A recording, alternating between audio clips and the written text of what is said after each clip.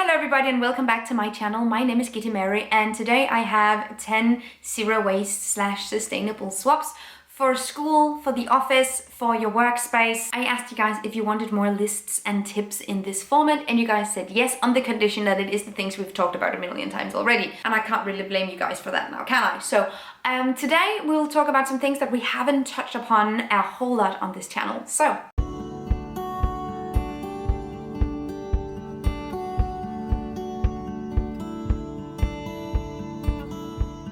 the first thing that you can do is use a refillable pen. So a lot of pens are disposable. Once they've run out of ink, they're pretty much just trash. And there are really very few ways of reusing them or recycling them. So instead, what you can do to combat that type of waste is using refillable pens where you fill new ink into your pen every time it runs dry.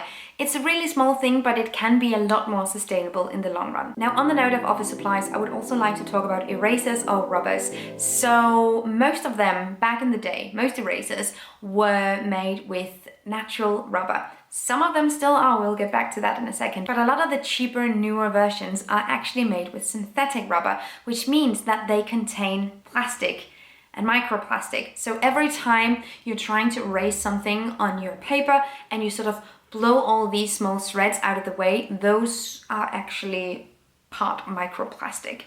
So it's not really the most ideal situation. However, you can still get natural erasers and rubbers. You just have to make sure that they are in fact natural, the ones that you use. It's again a really small thing, but it will add up in the long run. And if you're looking to change out or to replace or to find alternatives for these small things, both for your school bag as well as for your workspace, these might be pretty good contributions. Now, this is something that I have done so much. So I haven't bought new office supplies in ages. I buy a new calendar every single year, but that's sort of it. I get a calendar from a brand called Scrap Pad.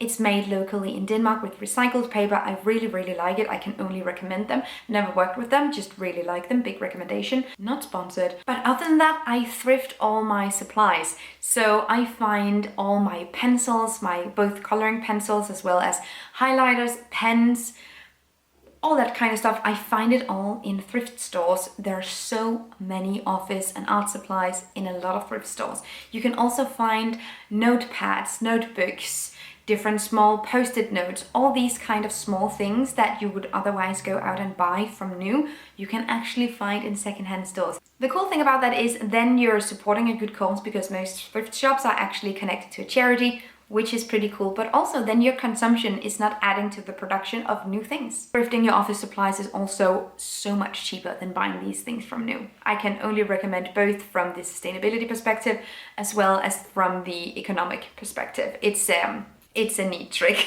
If you're working from an office or a workspace where there's a little cafeteria or little kitchen where you can get like your tea, your coffee, etc.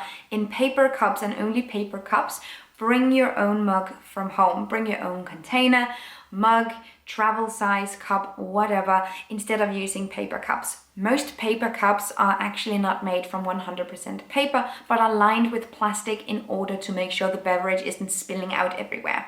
So if your office space or workspace only offers disposable coffee cups, bring your own mug from home and leave it at your office space or take it home with you every day in order to wash it. Whatever you do, use something that's reusable. This is something a little bit different, but it's still really important and it has to do with your data storage. So whether you work from home or you work in an office or you're doing schoolwork, you're most likely going to come in contact with the internet.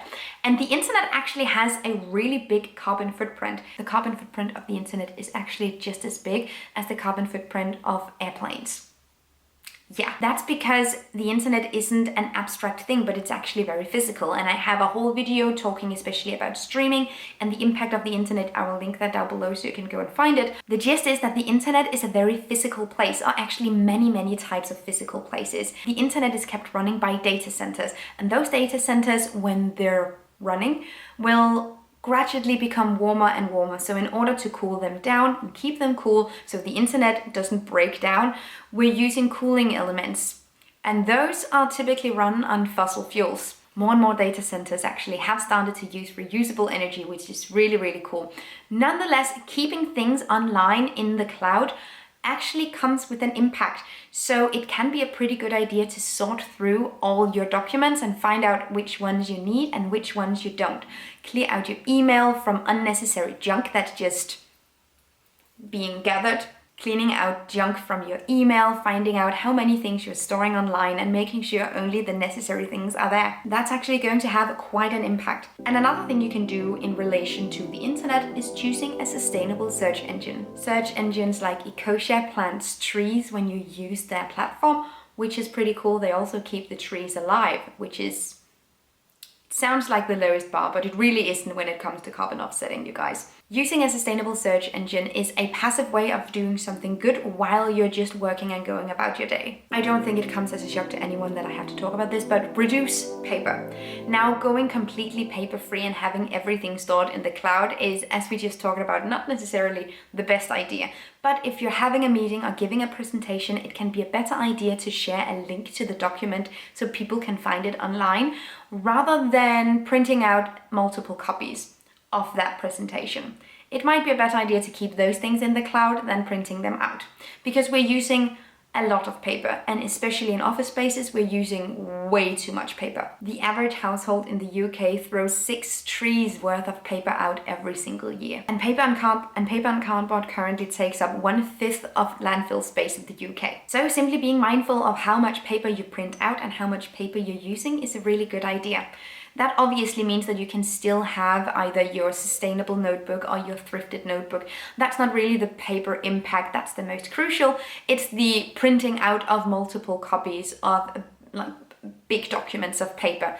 That's kind of the issue, and that should be done consciously. Now, I can't really talk about workspaces, offices, and schools without talking about electronics.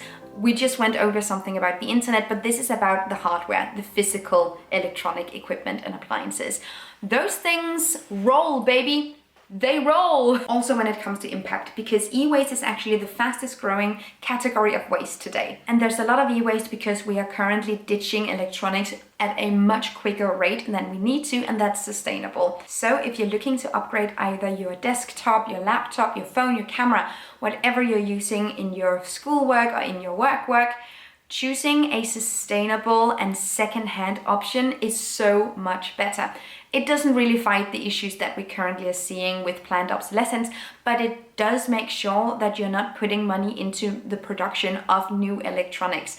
And that is a really good thing. Now, when I say secondhand electronics, obviously what you can do if you want to is using secondhand platforms and Facebook Marketplace to find your new laptop or your new camera. However, you will not get the guarantee that the previous consumer and owner got when they bought it from new. What instead is a lot better is supporting companies that are specializing in repairing and reselling, redistributing secondhand electronics, because these companies often offer the same warranty as new products. Also, if it's possible, use a laptop rather than a desktop. A desktop computer requires so much more energy.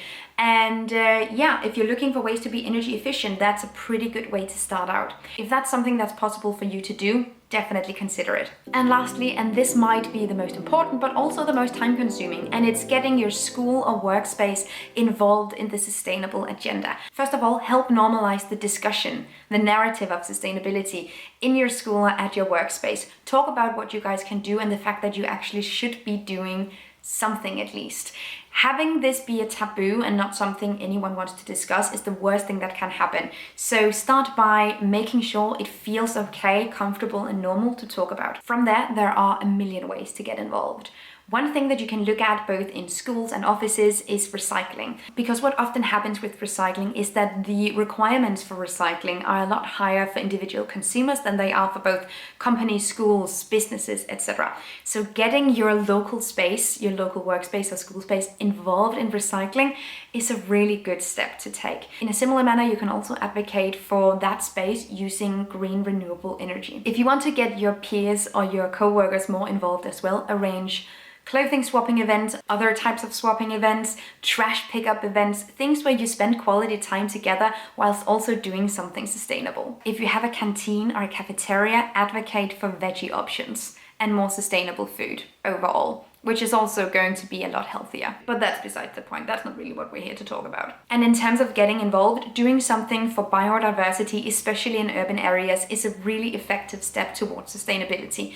That means that if your school grounds or if your office or workspace has green areas available, use them to support biodiversity instead of just having clean-cut lawns. I hate lawns with a burning passion. Let me tell you, I have an impact video about lawns because I hate them so much. Supporting biodiversity can also mean using spaces that could be beneficial for biodiversity, but has just been utilized to do nothing except exhibiting concrete.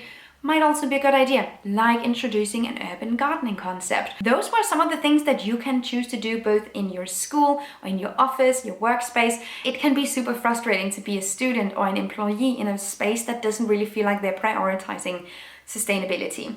However, someone has to start that discussion, and that could be you. Thank you so much for watching this video. I hope that you liked it. Leave me a comment down below and let me know what you are doing in your spaces to make sure that they're more sustainable, or just maybe pushing them in the right direction. You can also use that space down there to rant and vent if people are not listening to you. I am listening to you, definitely. So let me know down below how this is going for you and if you've already tried some of these things I've mentioned today. Thank you so much for watching. Have an amazing day and take really good care of yourselves. Until next time. Bye. Thank you so much for watching this video, and also a special thank you to my Patreon supporters. You guys help me create green, zero-waste content, and I love you guys. You can find the links to my social media accounts down below and the link to my Patreon on this screen. Bye!